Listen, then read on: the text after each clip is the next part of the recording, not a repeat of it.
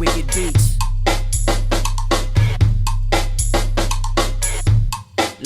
Like this. Breaking bread. B-boy house. Breaking bread. B-boy house. Breaking bread. B-boy house.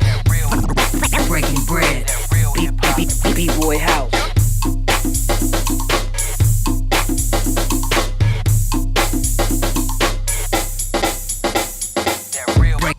Breaking bread. B-boy house. Breaking bread. B-boy house. Breaking bread. B-boy house. Breaking bread. B-boy house. One love to the homie B-boy house. Breaking Bread podcast show.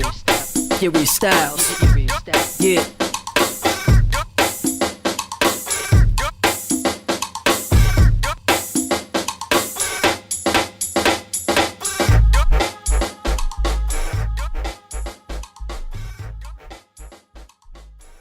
Peace, y'all. What's up? This is B-Boy House. We're chilling here in Barcelona, Spain. It's going to be the first edition of Breaking Bread. I've been putting this on hold for a minute to start this little podcast thing. So I've been waiting for the right guest, all that kind of stuff. Been kind of bullshitting, really. But so now we have the opportunity. I'm sitting here with a brother that I've been able to catch up with a couple of times, but never been really able to connect. And so finally we have a chance and opportunity here this time around, 2017. Came out here real quick on the weekend, and we caught my brother out here. So I'm gonna get right into it. It's a brother that I think more people need to know about. It's more history that I'm always interested in, and it's very much not just history of Spain, but things that have affected the entire writing world. Period. So I'm gonna present right here my brother Capi, and got brother Artis over here, president of Curious Styles crew in Barcelona, Spain as well. And so I just want to kind of get some insight and some background on stuff. I've been learning a lot of things myself, just in this trip alone about this brother. So definitely something that we want to share with everybody else. Si la gente pregunta, ¿quién es Capi? Bueno, soy un fan de la cultura hip hop desde que llegó a Europa en 1984. Con los medios, las películas y eso, ¿no? Llegó como el gran boom que salió de Nueva York. Y yo ahí me enganché. ¿Qué películas? Pues las de Hollywood, las típicas, ¿no? Beat Street, Breaking, Electric Boogaloo, la segunda de Breaking. Y Wild Style también andaba por allí y tal. Y después ya un poco las más culturales como Style Wars y eso, que llegó más tarde, aunque son más antiguas, llegaron más tarde. ¿Y cómo estas cómo nos llegó? Wild Style, Star Wars, ¿cómo llegaron en VHS? No, lo que ocurrió es... Wild Style es una película que prácticamente no se conoció aquí porque la estrenaron en cines independientes antes del boom, entonces nadie sabía. Pero Star Wars la emitieron por televisión, entonces ahí lo pudimos ver todos y grabarla y todo eso. Y porque allá creo que Star Wars la enseñaron en un canal que se llama PBS, que es Public. Eso es uno que hace así programas específicamente. ¿Fue igual? Sí, aquí en los 80 solo habían canales públicos y solo habían dos canales. Entonces la hicieron en el canal más minoritario, que es más cultural, pero bueno, lo anunciaron como gran acontecimiento y la verdad es que lo vimos todo el mundo. Fue en 1988, al día siguiente la escena del graffiti cambió en España totalmente. O sea, realmente yo considero, aunque yo empecé a pintar graffiti antes, considero que el graffiti verdaderamente empezó a raíz de la emisión de ese documental. Fíjate lo importante que son los medios para todo esto. Cuando dices que cambió, ¿qué cosas viste que...? Bueno, de pronto tuvimos información. ¿Sabes qué información teníamos nosotros? Las películas. En las películas está todo sesgado, ¿no? Adaptado a un guión. Entonces, aunque Beat Street es una película que intenta respetar la cultura, lo hace de una manera muy infantil, casi naif, ¿no? Entonces, ¿qué pasa? Que para nosotros el graffiti era lo que habíamos visto ahí, que ni siquiera es real, porque no permitieron usar escritores de graffiti reales. Entonces, yo tuve la fortuna de conseguir el Subway Art, el libro. Entonces, leyendo un libro que no entendíamos porque estaba en otro idioma, mirando fotos, pues así, creamos una escena ficticia. Pintábamos en el metro, intentábamos que no nos descubriesen, no sé, era todo como muy... Y éramos 4, entonces cuando vimos este documental, el graffiti llegó a todo el mundo y la gente más de los barrios más pobres, la gente más dura, más radical, pues se puso a pintar y se transformó en una familia diferente. Y ahí cambió todo. Y pasó aquí, pasó en Madrid, pasó en Valencia, pasó en Alicante, pasó en todas partes. ¿Y efectuó nomás solamente el graffiti o también el baile? También... No, el baile había desaparecido. El baile empezó en el 84, hubo el breakdance de moda, ¿no? Que se llamaba el breakdance.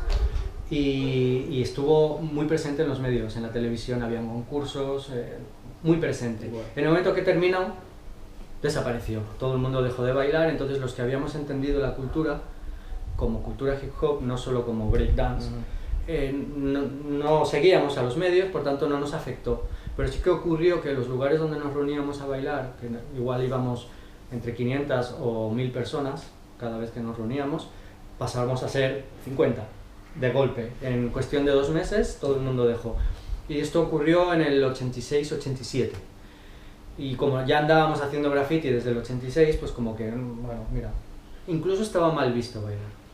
Era como toy, porque relacionábamos el baile a la desinformación, a las películas, a breaking, ¿no? Y ser auténtico era ser como Style Wars, ¿no? Y entonces ahí la parte del break en Style Wars no es muy fuerte, sobre todo porque, esto es un dato importante, la versión que se emitió en televisión española dura media hora menos que la original. Y cortaron muchas partes del baile. Entonces no vimos apenas baile. Claro, y no entendimos que eso era una cosa, sabíamos que era muy antiguo y bueno, y ocurrió eso. Y entonces cuando llegó el rap, a mediados de los 80, a finales de los 80, empezó a llegar el rap más comercial, o sea, grupos reales, ¿no? Como Run DMC, Public Enemy, Eric B. and Rakim, empezaron a sonar en la radio, a verse en la tele. Después llegó el rap comercial de Vanilla Ice, MC Hammer y todo eso. Empezaron otra vez a triunfar los bailes de rap, pero ¿qué bailes? No era break, era el swing beat, el hype, no sé, tenían nombres raros, ¿no? Y entonces cuando hacían fiestas de rap y bailábamos break, los breakers, nos quitaban, era como, no, eso es antiguo, eso no se puede hacer ahora, ¿sabes? Era esa cosa de tener 16, 17 años y la gente no entendía nada. Y entonces el break murió, estuvo desaparecido hasta los 90. Es interesante porque las mismas fechas que estás dando... En todo el mundo, ¿no? Igual, Sí. entonces, igual para mí en el 86, igual cuando... Antes del 86, todo. pero para mí fue de día a noche. Sí. El viernes estábamos bailando todo break, teníamos crews y todo, y regresé el lunes a la escuela y Nadie. nada, ya. Y no hay más apoyo, no hay más televisión, los clubs no te dejan bailar, no te dejan entrar con calzado, cambió todo. Luego Bueno, ¿quién es Capi? Nos hemos desviado un poco. Pues eso, yo soy un seguidor de la cultura desde que empezó y una de las cosas que quizá me podrían caracterizar más cuando me describo es que, bueno, aparte de ser un alma creativa, me gustan todas las disciplinas porque me han dado como lenguajes distintos para expresarme.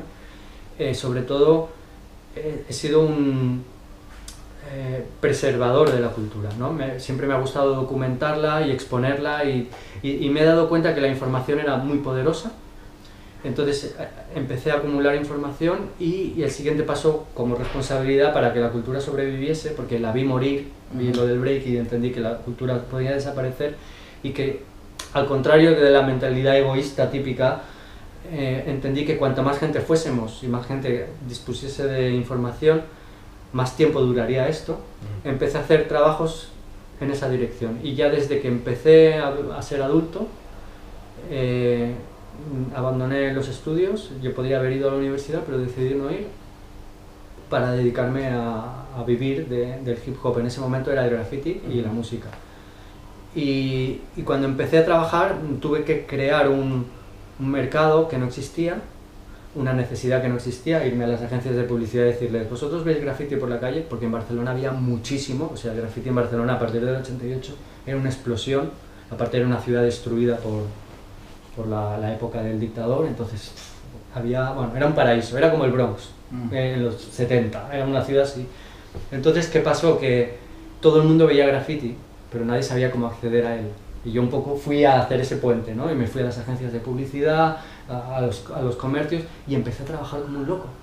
O sea, empecé a vivir del graffiti, era como un sueño hecho realidad. Con 19 años me lancé a probar y empezó a funcionar. Y entonces me di cuenta que tenía que hacer cosas para que hubiese más gente haciendo esto.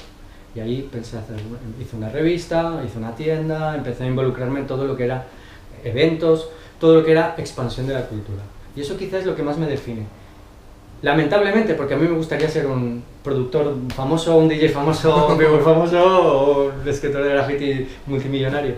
Pero bueno, soy un expansor de la cultura. ¿Y la revista y la tienda cómo se llama? La revista se llamaba Barcelona Game Over Magazine. Fue la primera revista de hip hop que hubo en España. Principalmente era graffiti, pero ya desde el principio hablábamos de break, de los poquitos que bailaban, y hablábamos de música, ¿no? Y de los DJs y todo. Y la tienda se llamó Game Over Shop al principio, y luego pasó a llamarse Bunker cuando la independizamos de la revista y le hicimos crecer. Y cuando empezamos todo esto, también nació Montana. A raíz de nuestras ideas de hacer una tienda de graffiti, nació la idea de Montana también. ¿Y la idea de Montana fueron cuántos? ¿Tú y...? La revista y la tienda la hicimos yo y mi compañero en aquel momento de graffiti, que se llama Muki. Él y yo hicimos todo juntos. Y para lo de Montana, buscamos a una tercera persona que estaba involucrado en el departamento comercial de una marca de pintura de spray que usábamos para pintar graffiti. Y le queríamos contar lo de nuestra tienda, bueno, la idea de hacer una tienda, le queríamos enseñar la escena de graffiti para que nos apoyase un poco con precios o mejorar pues colores. Y a esta persona le interesó mucho. Entonces él decidió, pues ciertas circunstancias, poco tiempo después decidió irse de esa empresa y montar el proyecto con nuestra ayuda. Él iba a hacer las pinturas, pero necesitaba nuestro asesoramiento. Y la idea era hacer una marca para graffiti. Para nosotros. La idea original era hacer una marca porque primero montamos la tienda. Y en la tienda fue un éxito total. Es decir, todo el mundo robaba la pintura. No porque fuese obligatorio, sino porque era tan caro que no podías pintar graffiti comprando, o si no eras millonario. Entonces, robabas pinturas que eran de mala calidad. Y yo siempre pensé, como yo había vivido de pintar profesionalmente, digo, ¿cómo es posible que yo tenga que hacer una profesión y no tenga productos de calidad? Y luego te explico qué es eso. Lo que le contamos a este hombre fue que queríamos tener un producto, queríamos tener una tienda donde la gente pudiese comprar barato. Y él nos ayudó a montar la tienda con su marca que ya tenía, que él trabajaba ahí, no era suya, y enseguida funcionó. O sea, de pronto nació una generación de escritores de graffiti que no existía, que eran los chicos de 13 años que tenían un dinero por la semana, ¿no? La semanada que se llama, y que con el dinero de la semana podían hacer una pieza con 5 colores. Antes con el dinero de la semana podías comprar un bote, como mucho. Entonces, ¿qué pasó? Que semanalmente tenías una banda entera de niños, todos los del barrio, pintando graffiti, comprando, o sea, se generó un mercado y en cuestión de 6 meses el consumo había subido muchísimo. Seguro, todos los old schoolers querían robar y nos robaban y eran amigos míos que me robaban, pero ellos no sabían hacer otra cosa, yo les perdono. Pero yo también robaba mucho. Déjame contarte eso. Eso era parte porque, bueno, allá le decimos racking. Sí, racking, sí. Eso lo hacían igual por la parte porque es parte de que aprendieron de Nueva York. No, nosotros no sabíamos que en Estados Unidos se robaba, realmente hasta que no vimos Style Wars, que salen hablando de eso, dijimos, mira, lo hacen como nosotros, ¿sabes? O sea, nosotros ya lo habíamos intuido porque era imposible pagar ese precio y aparte, bueno, no sé. Entonces, bueno, un poco es normal, ¿no? Todas las cosas surgen a la vez en todo el mundo, o sea, es una cuestión de energía de la humanidad, ¿no? Y las sociedades van todas en la misma dirección, entonces las cosas suceden simultáneamente, como en el baile. Tú te crees que te inventas un movimiento y están en China haciendo el movimiento y no lo sabes, pero pues es igual, ¿no? Y en este caso lo que yo quería era no tener que pasar ese proceso, es decir, ¿qué necesidad tenemos de robar? Implicaba no mejorar, porque si no podías robar ya no podías pintar. Si no había la pintura si robabas pintura mierda, pintabas mierda. Entonces no podíamos evolucionar como cultura si no teníamos la herramienta adecuada. Y esta fue la idea, funcionó. Y esta persona dijo, como esto funciona, vendes muchísimo, yo voy a hacer un producto para ti. Y así nació Montana. Porque él no funcionaba bien con la empresa que trabajaba, no nos servían bien, no sé. Entonces el precio de Montana era más barato de lo que estaba lo que existía. Era el mismo que habíamos puesto en el producto que él tenía, pero era 3 veces mejor. O sea, era un producto de lujo, al precio más barato, increíble. Era tan barato que la gente que vendía... Antiguamente existían los representantes en las tiendas en los hardware stores, ¿no? Las tiendas de ferretería y eso, vendían los sprays ahí. Y tenían un representante de marcas que venía a decir, a reponer, ¿no? ¿Qué te falta? Rojo, tal. Entonces este tipo se llevaba una comisión, el otro tal. Habían 5 comisionistas, ¿no? Entonces estos tipos venían a mi tienda, me compraban el bote ahí en efectivo y les salía más barato esto que comprarlo en la fábrica. Habíamos pegado un tal bajada de precios que había roto el mercado. Entonces al final ya las ferreterías venían a comprarnos la pintura, nosotros que éramos una tienda al público, o sea, la misma gente podía comprarnos a nosotros, pero sí decían, no, es que me sale más barato comprártelo a ti. Y luego lo vendían en su tienda. Y luego la señora que venía a pintar, oye, vendían en su tienda al triple de precio. Pero era como, de pronto éramos el distribuidor del mundial, pero bueno, poco a poco eso fue cambiando y al final el precio se reguló en todo gracias a nosotros se reguló en todo el mercado, porque si no... Y tuvieron, Krylon, Rust-Oleum, esas compañías. No, estas marcas americanas, aparte de que la calidad es mucho peor de las que se fabrican aquí, la importación es carísima, no tenía sentido. Aquí lo único que llegaba eran los productos alemanes fabricados por Dupli, y que es el gran fabricante europeo, ¿no? Es como Sherman, bueno, como la que fabrica Rust-Oleum, Krylon, pero en Europa, ¿no? Hay una aquí que es gigante, pero eran productos que valían 10 o 15 veces más que un Montana, y no eran mejores. ¿Tuvieron reacción de Krylon o Rust-Oleum sobre la Montana? ¿Reacción? O sea...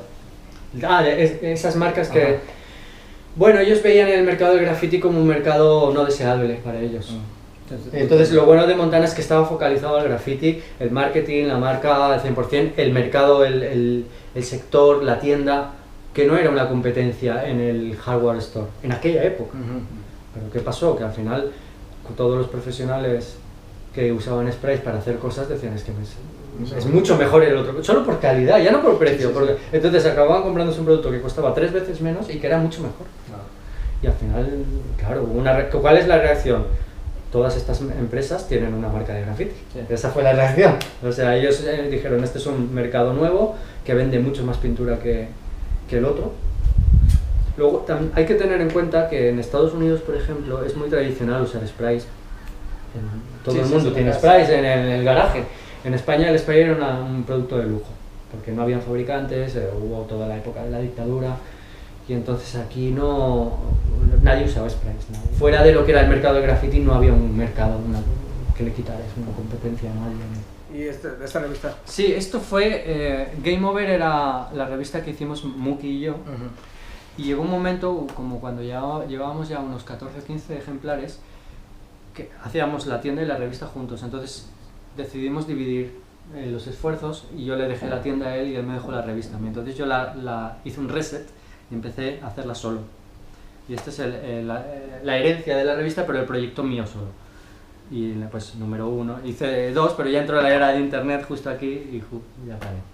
En el 2002 ya tenía preparado el número 3, en el 2003, pero no lo llegué a sacar porque ya no se vendían revistas, se vendían libros. En esa época hubo el switch. Pero bueno, este ejemplar lo hice yo entero solo, todo el diseño. Hay un anuncio de Bunker ahí. ¿Sí? Sí, acabo de ver un dibujo de Z. Aquí en el costado, en esta costado. Sí, claro, porque yo, claro. No sé, por ahí estaba, lo he visto ahora. Esta era la tienda. No sé, su tienda de Bunker. Extremo. ¿Ya no estaba la tienda? En el centro, en la Plaza Universidad.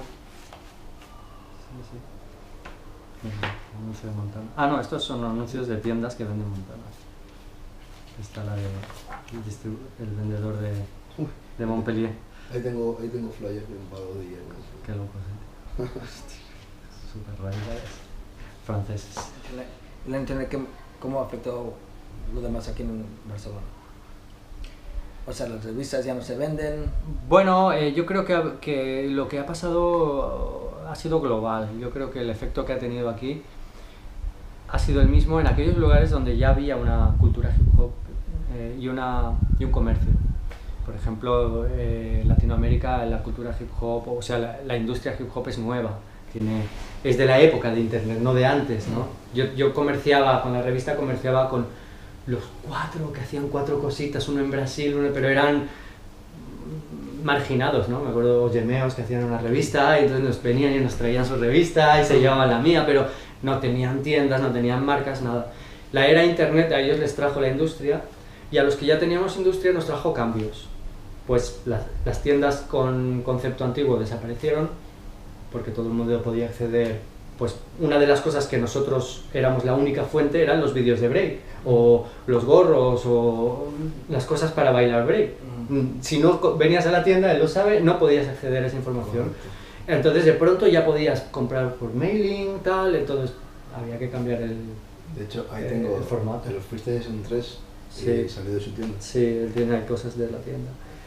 Y yo creo que afectó así, pero esto pasó a todo, en París, en Estados Unidos, en todos los países, digamos, que tenían ya una industria montada y había una escena fuerte, hubo un cambio.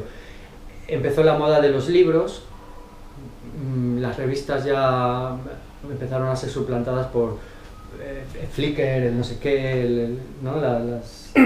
las webs que dejaban subir fotos. Instagram.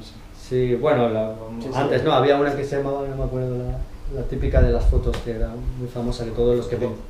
Fotolog, ¿no? Tú tenías que tener en Fotolog si hacías graffiti. Todo graffiti, todo muy Y entonces, bueno, como que...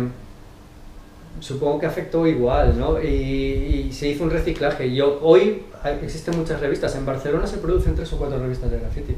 Y funcionan muy bien. Venden tanto como vendíamos cuando no había internet. Sí, ¿no? Sí, y es porque, bueno, ya ha pasado, ahora nos estamos asentando y ahora valoramos ciertos objetos.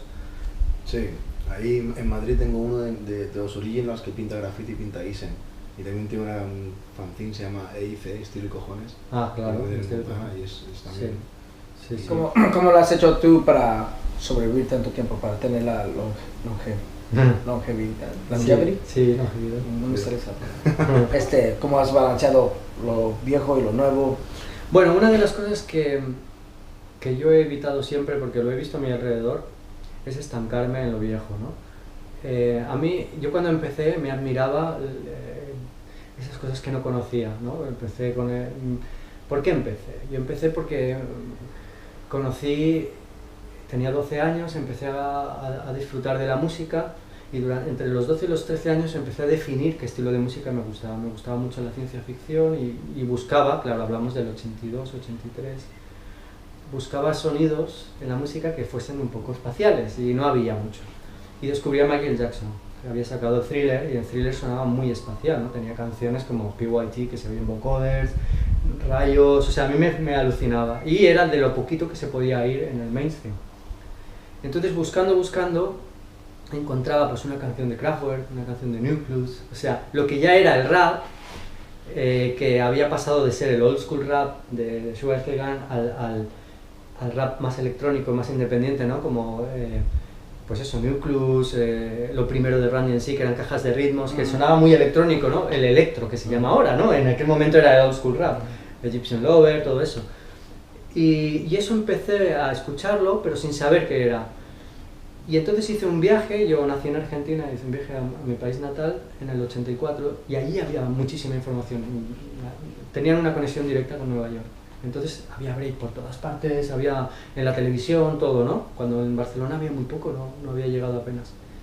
Y entonces yo, persiguiendo a Michael Jackson, descubrí un programa que se llamaba Bailando con Michael Jackson, que era un concurso de break.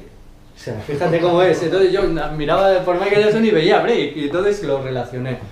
Y cuando volví a Barcelona, yo ya andaba bailando break. Y quería saber más. Y ahí, fíjate que lo que me motivó a conocer el break fue sorprenderme por algo que no conocía. ¿En qué momento cambiamos ese chip? Porque a todo el mundo le pasa lo mismo. Hay un momento que la gente se hace mayor, de aquí, no de edad, porque yo he visto gente con 20 años con esa mentalidad, y deja de sorprenderse por lo nuevo, y lo empieza a condenar. Esto no es, como no lo entiendo, no me gusta. Abre tu mente, intenta entenderlo, ¿no? Ahora todo el mundo condena el trap. Hostia. Yo se lo dije, el otro día tuve un discurso con el Honey. Un honey. Honey, que hablaba de esta movida, digo, ¿a ti no te gusta? Digo, ¿no te da curiosidad que algo que pertenece a la cultura hip hop y no te gusta, saber por qué no te gusta? Se me queda así, digo, ¿tú sabes por qué no te gusta? No, es que digo, pero ¿no te da curiosidad entender por qué hay tanta gente que le gusta? Entiéndelo y luego analízalo, ¿no? Con esta conversación resumo un poco mi filosofía de vida, o sea, todo lo nuevo a mí me fascina. Puede que no me guste estéticamente o que no lo entienda al principio, pero voy a hacer ver que me gusta, para entenderlo. Luego decido si me gusta o no, lo consumo o no lo consumo. Pero si forma parte de esta cultura o ha salido, tiene alguna relación, tengo que entenderlo, me fascina. Entonces, claro, esto que ha pasado me ha hecho renovarme en el baile, en el graffiti, en la música, renovarme todo el tiempo. Yo siempre quiero hacer cosas nuevas. Igual que busco el pasado, busco el funk, busco lo electrónico, lo nuevo, tal. Me gustan las mezclas. Pienso que como la raza humana, si no nos mezclamos entre nosotros, nos deterioramos genéticamente. El hip hop es la representación de la raza humana más cultural, más grande y más global que hay. Y en el momento que tú la limitas y esto tiene estas normas y esto no se puede, muere. Muere porque lo he visto en el punk, lo he visto en el heavy, les he visto morir porque no se han reciclado, porque han puesto normas y han evitado. ¿Y qué pasaba con los artistas de heavy? Y en los 80 empezaron a hacer baladas, que ya no les llamaban heavies. Metallica, Bon Jovi y tal. ¿Y qué pasó? El heavy desapareció, pero ellos no. Ellos generaron un género nuevo que eran las baladas rockeras, o llámalo como quieras, ¿no? Y ellos funcionaron, pero no les dejaron formar parte de una cultura. Pues eso no puede pasar con el hip hop. Y no pasa, porque el hip hop de su raíz, su genética, es tan guerrera que siempre vas a tener un sector que va a estar en contra de las normas que tú pongas y va a ser súper fuerte. Bueno, es lo que está pasando ahora. Claro. Como es lo que en una entrevista de nuestros chicos que hacen trap decían, es que nuestra generación ya no entendemos el hip hop español de los 90, ya no tiene nada que ver con nuestra generación. Nosotros creamos esto. Claro. Kinder malo propiamente. Claro que sí. Y soy el primero porque yo he dicho ese mismo discurso. Me dicen, no, y respetamos a los grupos de los 90, pero no es nuestra generación. Claro. Esto es lo que hacemos nosotros. Claro. Y hay gente y lo bueno también que cada vez que pasa el tiempo, esto es una cosa que me parece muy interesante analizar, cuando generas un estilo nuevo, hay una nueva generación que genera algo nuevo, que se añade a nuestra gran biblioteca cultural, tienes más para elegir. Es decir, cuando yo empecé, o cuando tú empezaste, no teníamos mucho. Teníamos un par de estilos de rap, el old school y el electro. El baile era lo que era. Luego habían los que bailaban de pie, que no se entendía muy bien, que no sabía si eran hip hop o no eran hip hop, los lockers no sabían muy bien. Es decir, los poppers hacían, sí, pero no sabías, ¿no? ¿Y qué más? No teníamos nada más. Y el graffiti, si no pintabas en trenes, no estabas respetado. Aquí, si no pintabas en el metro, no estaba respetado. No importaba que el tren fuese un tren, tenía que ser el metro. Si pintabas en la Renfe, no estabas respetado, ¿sabes? O sea, imagínate el nivel de limitaciones que teníamos. Y en el momento que empezamos a abrirnos, empezó a crecer. Yo lo vi claro desde que era pequeño. Digo, vale, esto no hay que cerrarse. ¿Y qué pasa ahora? Que un chaval como este chico que dices, que se considera de una generación que consume la música de una manera, tiene a su disposición todo lo que hicimos antes. Y llegará un día que dirá, hostia, que lo hemos visto en el break, ¿qué ha pasado? En los 2000 hubo un boom del old school. Sí. Todo el mundo empezó a hacer fútbol. Yo viví la época de adictos, que nadie hacía fútbol. Nadie salía. Todos copiábamos Style Elements, o los franceses, o los húngaros, los Enemy Squad. ¿Quién hacía fútbol de Enemy? Sí, los básicos. Sí. Pero aquello era a ver quién hacía la locura más loca. Y de pronto llegan los 2000 y en el 2005 te verás un freestyle session y no hay nadie que haga más de 2 vueltas de nada.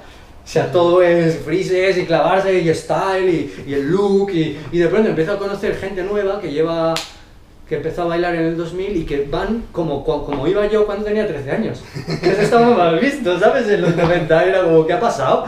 Y eso, claro, eso me encanta. Dices, hostia, tienes la posibilidad de acceder a lo que quieras de todo lo que ha pasado y consumirlo como te guste, ¿no? Y para mí esa es la magia, por eso me he mantenido, porque tengo tanto para elegir, no me puedo aburrir, cuando me aburro me voy al otro, y al otro, y al otro, y luego vuelvo, tal. Y cuando vuelvo ha cambiado todo, y hostia. De cosas nuevas. Claro. Sí. Y me sorprende, me encanta, me gusta mucho cuando escucho un rapper joven, un representante de la nueva generación, de los estilos de doble tempo, del trap, de lo que sea, hacerse un tema con boom bap. Entonces, que es un lenguaje que yo conozco muy bien, y veo que hay un boom bap ahí, el tío rapea, y entonces le escucho y digo, ah, amigo, tú sí que eres bueno, lo que pasa es que como no conozco tu lenguaje no lo puedo valorar, pero cuando cantas en mi lenguaje, me das una patada en el culo porque eres bueno, ¿sabes? O sea, ahora lo veo, y ahí es cuando empiezas a respetarlo, Sí. ¿sabes? Bueno, estás diciendo que no hay límites, pero ¿crees que se puede ir demasiado? Que ya... ¿Ha pasado? ¿Y está bien? Sí, porque ha pasado, porque yo lo viví con Vanilla Ice. Eso es un ejemplo de cómo se fue.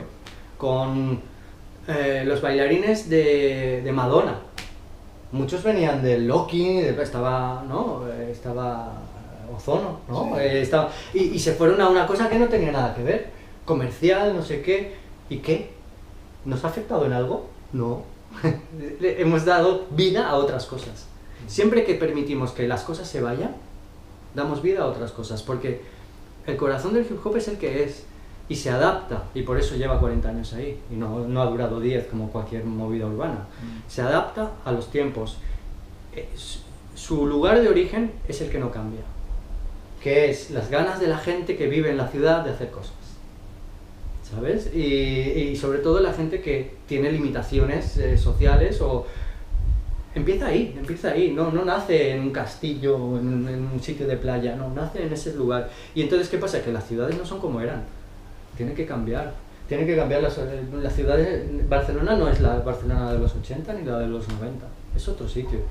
Y la gente que canta ahora, yo consumo Kinder Malo, Pin Flaco, Cecilios, Purgan, los escucho y entiendo la ciudad en la que vivo ahora, porque hablan de eso. Y digo, ¿ves? Habéis cogido un lenguaje que yo ayudé a que os llegase y le habéis dado vuestra actualidad, y, o sea, en el fondo a mí me enorgullece.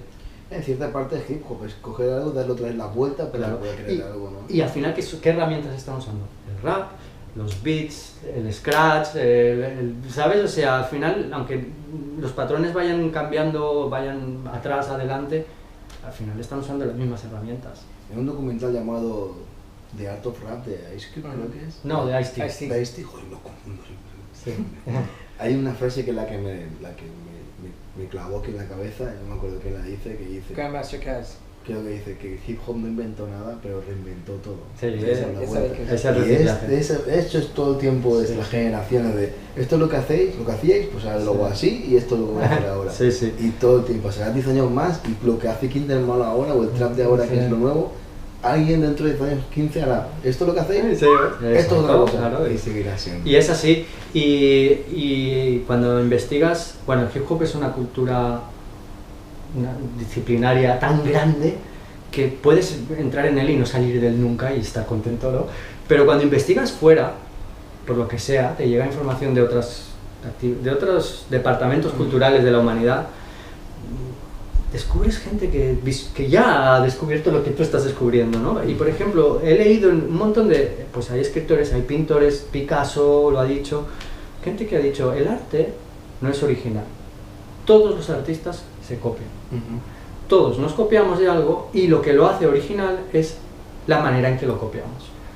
Y yo pienso, es que eso es la definición del hip hop. Sí. En el momento que el hip hop no tuvo miedo, no, en el momento que la gente no tuvo miedo de decir, no, yo cojo esto, lo copio, lo uso y le doy la vuelta, fue cuando creamos el hip hop. Porque básicamente el rap o la música, como por ejemplo, es el ejemplo del sampling, ¿no? Lo esencial que ha sido para cambiar la música actual. Poder reciclar abiertamente, sin miedo a que digan, es que se ha copiado una partitura. No, yo admiro a este artista, me inspira, me copio de él y tal. Por eso lo que te hablaba antes de de escritores como Musa, ¿no? Que durante una época copiaron fuertemente a un artista que les inspiró hasta que pudieron sacar con ese lenguaje lo suyo y transformarse en un gran artista personal, ¿no? Pero si tú no te copias, no admites o sea, si no admites que copias, no admites que es la única herramienta que tienes para evolucionar, porque todos nos copiamos todo. Sí.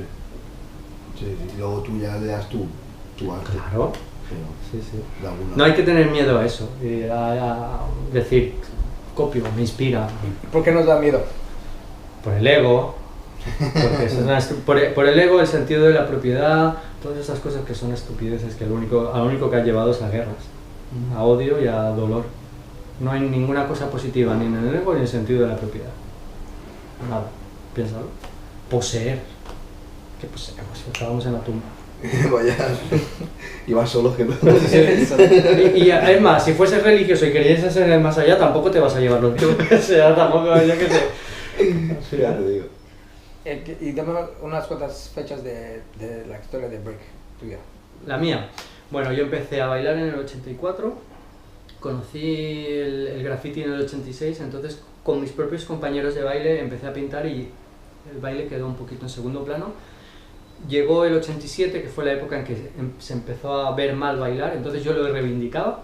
Cuando se hacía una fiesta, yo salía a bailar, porque la había montado yo la fiesta, y digo, que no le gusta que se baile. Entonces, todo el mundo se quedaba así, pero decía, yo defendía el break, siempre lo defendía. A principios de los 90 hubo un grupo de break de los 80 que mantuvo en Barcelona la llama, que se llamaban The Break People.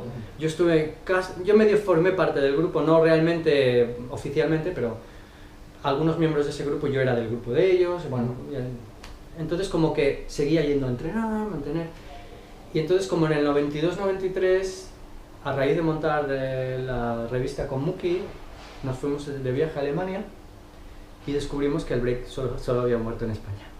Que en Alemania, por ejemplo, grupos como Battle Squad habían seguido activos y el nivel era...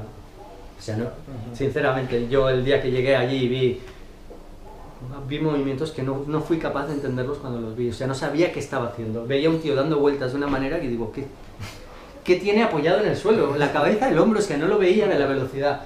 Era otro nivel, nos habíamos saltado 5 o 6 años de desarrollo. Entonces volvimos con la mente así y dijimos, Break People, toda esta gente que bailaba, le dijimos, Dios, que el break, que no sé qué, y Break People tenía como alumnos, como prospects, ¿no? Como Prospects.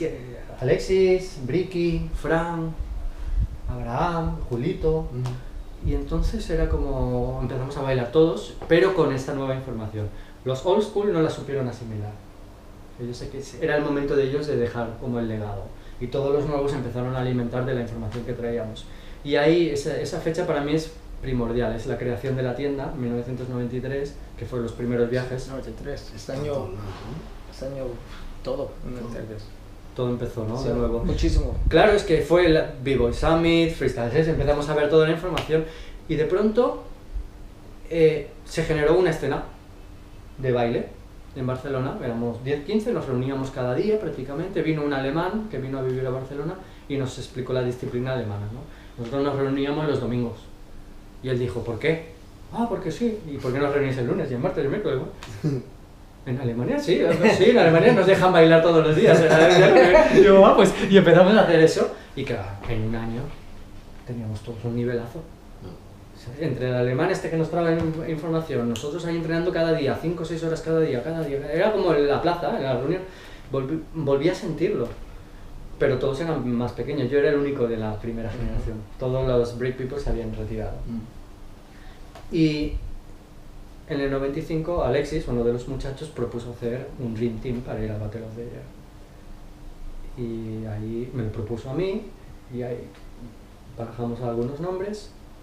Él vino con unos nombres, se cambiaron algunos, y se fundó Adictos en 1995. Ese es un año importante porque es el inicio de la nueva época del break en España, básicamente. En ese momento empiezan a salir, pues todos los que aprendían con nosotros se empiezan a agrupar en pequeños grupos. En el 96 nos fuimos al Battle of the Year, y fue la primera vez que España salió en un Battle of the Year. creo que todavía no había ningún grupo norteamericano. No, antes sí no. Hasta el 97 que fueron Style Enemies, que nosotros bailamos justo antes que ellos. Y, o sea que bueno, fuimos bastante pioneros en lo que era la escena europea, ¿no? En Europa, obviamente, en Francia, Inglaterra, pues los húngaros, había varios países del este que estaban muy arriba. Sí, como Suicide Lifestyle. Sí, Enemy Squad. Y bueno, entonces 96, un año importantísimo por eso, porque nos dimos a conocer. A partir de ese año Adictos empezamos a viajar por toda Europa, empezamos a trabajar bailando en teatros, en festivales de danza. Empezamos a introducir en la danza contemporánea el hip hop. Eso en España lo hicimos nosotros. Y lo veíamos que en Francia llevaban años haciéndolo, entonces teníamos un buen ejemplo allí. Grupos como Cafik o Actual Force estaban trabajando de bailar y dijimos, se puede, pues venga. Yo otra vez, ¿no? Yo había hecho con el graffiti unos años antes y ahora lo hacía con el break. Y después, otro año importante para mí es el 99, en el que yo ya me había alejado del grupo a nivel activo, o sea, ellos empezaba la época de las competiciones. Piensa que en ese momento estábamos solos, no podíamos competir. En España no habían competiciones de battles, no habían grupos de nuestro nivel. Los 3 battles que hacíamos los ganábamos así, era como... Pero ya en el 98-99 mis compañeros, que eran todos más jóvenes, eran todos mucho más guerreros, querían ir en esa dirección, yo quería ir más a lo profesional, entonces nos separamos un poco. Adictos tomó la carrera que luego se ha hecho más famosa.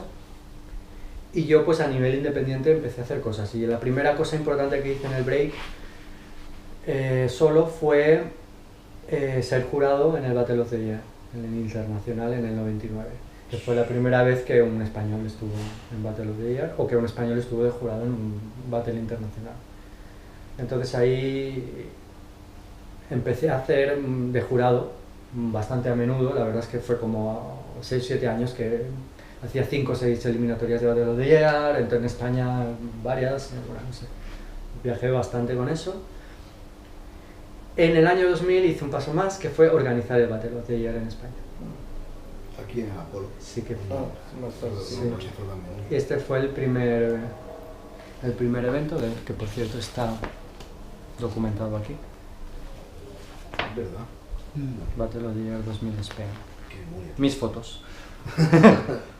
También es fotógrafo. Bueno, soy escritor de graffiti, entonces no queda otra, sobre todo en aquella época, si no sacaba fotos.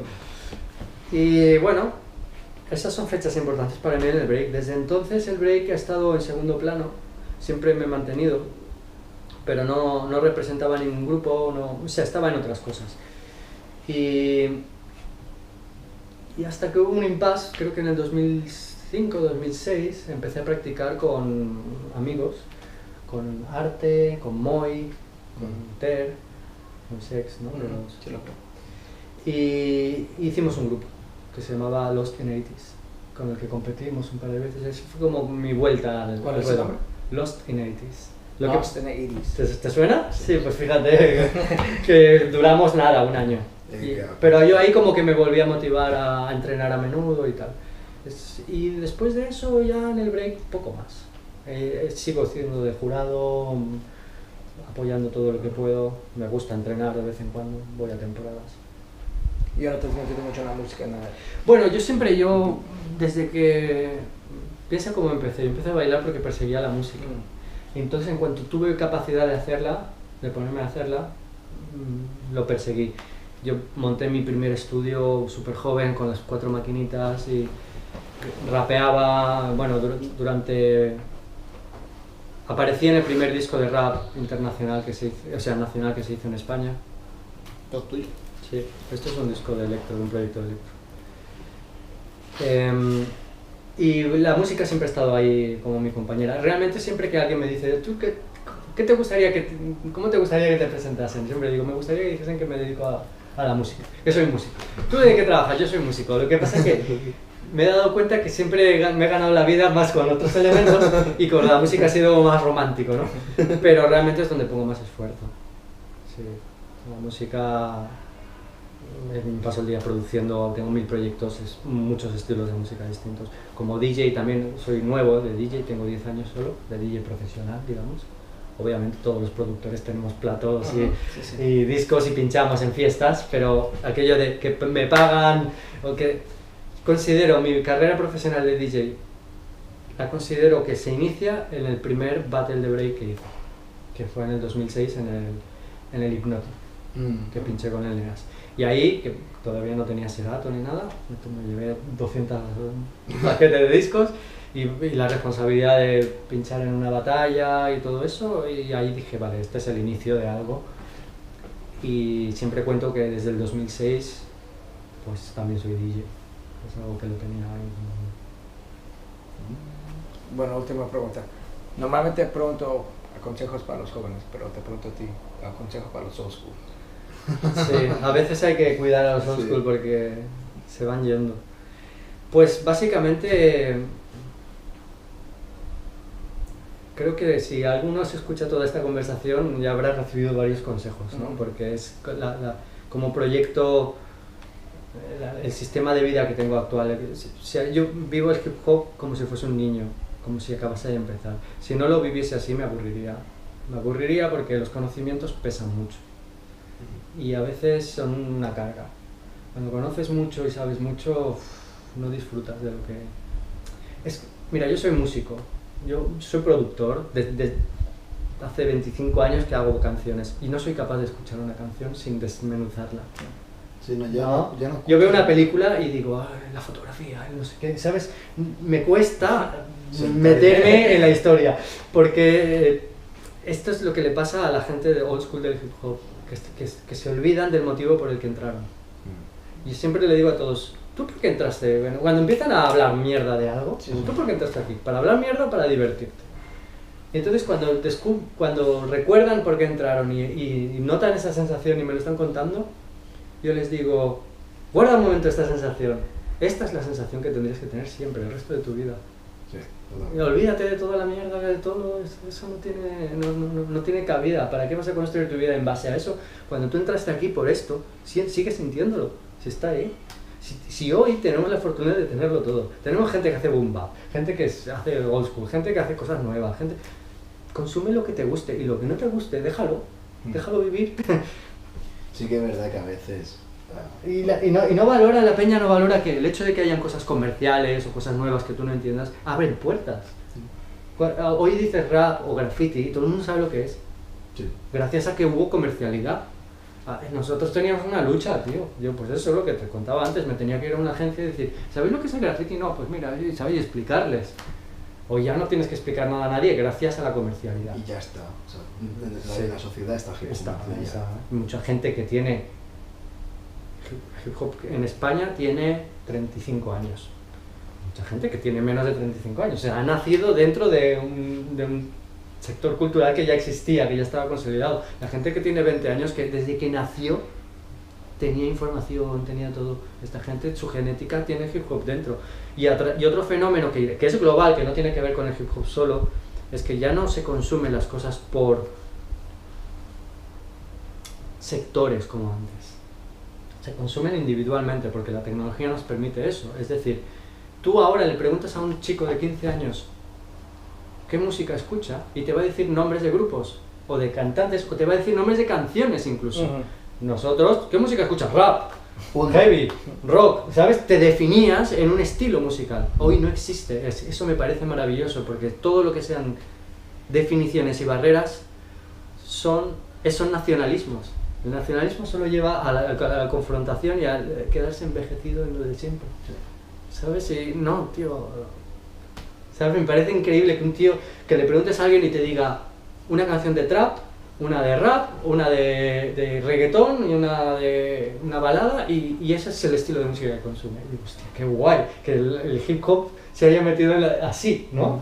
Que esté ahí, ¿no? Que escuche Shakira y escuche 50 Cent. Pues sí, hay gente que escucha eso.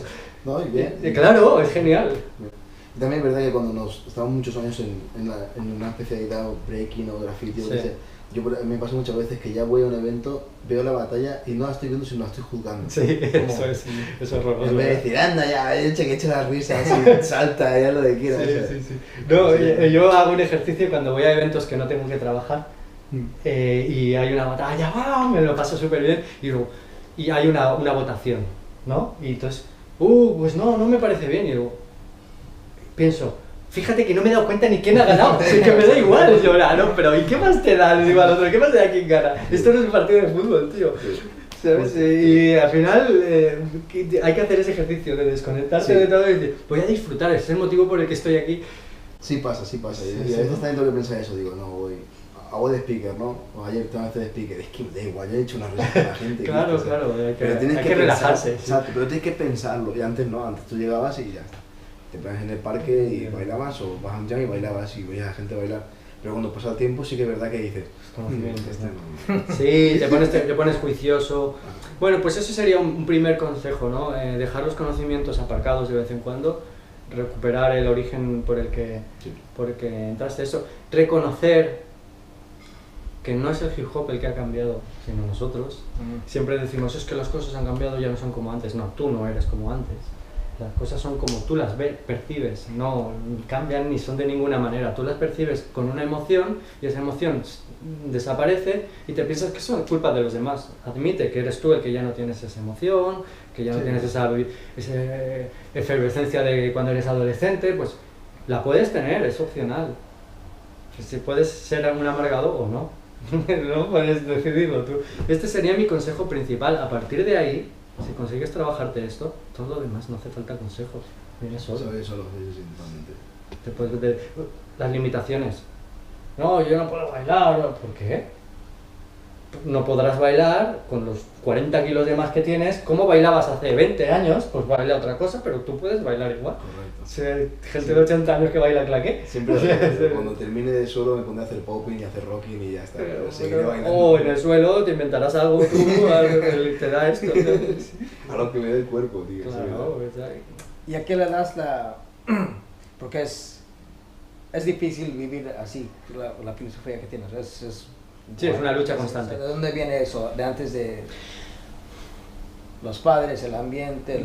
No lo sé, porque claro, yo conocí el hip hop saliendo de la pubertad, ¿no? Con 13 años, y no fue de refilón, ¿no? Como se dice aquí, sino me entró ¡pum! Y de la noche a la mañana yo no podía pensar en nada más. Yo iba muy bien en la escuela y de pronto iba muy mal en la escuela. O sea, fue automático. Y no hubo marcha atrás. A partir de los 13 años empecé a bailar y bueno, es lo que tenía en la cabeza. Cuando conocí el graffiti no tenía otra cosa y luego cuando empecé a conseguir música ya, la locura.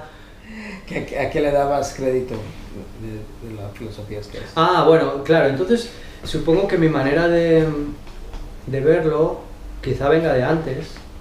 Pero no, en realidad yo creo que me he formado como persona en esa época, porque uno se forma como adolescente también, no solo en la infancia también, y pues sí, el entorno tendrá que ver, pero ¿sabes a qué le doy? ¿Cuál es la principal herramienta? Admitir la responsabilidad que tiene uno sobre todo lo que le sucede. O sea, la culpa no es de los demás, de nada. Uno está donde está porque le toca estar ahí, entonces en el momento que uno percibe una cosa otra, elige como hubo un momento en mi vida que decidí que las cosas, soy responsable de las cosas, ¿no? Como sean, no puedo justificar nada de lo que me pase por el pasado, o por el no sé qué, o porque el entorno, igual que no justifico que haya un maltratador de mujeres, porque en su infancia lo maltrataron. Bueno, pero ya tienes 20 años o 30 y eres adulto, tienes capacidad de no hacerlo y de curar de la cabeza. Y si no lo haces es porque no quieres. Entonces, lo primero que hay que hacer es admitir que uno es responsable de sí mismo. Y eso te hace elegir qué camino, qué filosofía de vida llevar, básicamente. Es eso. Perfecto. Ya tengo una lista de gente que necesita oír este... Mira, Mira, te la voy a meter directamente, por favor, ¿ok? Esta es para ti. Pero yo también, tienes cosas que sabemos, pero oírlo y ver otra gente que lo está viviendo así es... Sí, sobre todo cuando alguien explica lo explica desde su vivencia, dices, es lo mismo que yo, pero yo no lo había puesto en estas palabras. Y va muy bien porque te da la otra visión, ¿no? Sí. Perfecto, entonces muchísimas gracias, un honor. Ya tengo el tiempo desde cachar acá, y pues, qué bueno. Entonces, un shout out, unas últimas palabras, o dónde te pueden encontrar la gente. Pues, bueno, si alguien ha aguantado toda esta entrevista, le doy las gracias. Ojalá haya aprendido algo y de corazón, ahí envío mi amor. Y luego, bueno, yo soy modesto en lo que hago siempre, pero si les gusta seguirme, tengo un centro de operaciones virtual que es capione.com y desde ahí pues están las redes sociales, están las actividades, hago lo que puedo, ¿no? Y nada, ahí estoy, activo como siempre. Perfecto. Eso es. Alright, y'all. Just drop gems on y'all, so play it again and again and again. Play it every day in the morning when you get up. You're bullshitting. You heard it from Copy One right here. Barcelona, Spain, 2017. Peace out, y'all. Like this. Breaking bread. B-boy house. Breaking bread. B-boy house. Breaking bread. B-boy house. Breaking bread. B-boy house.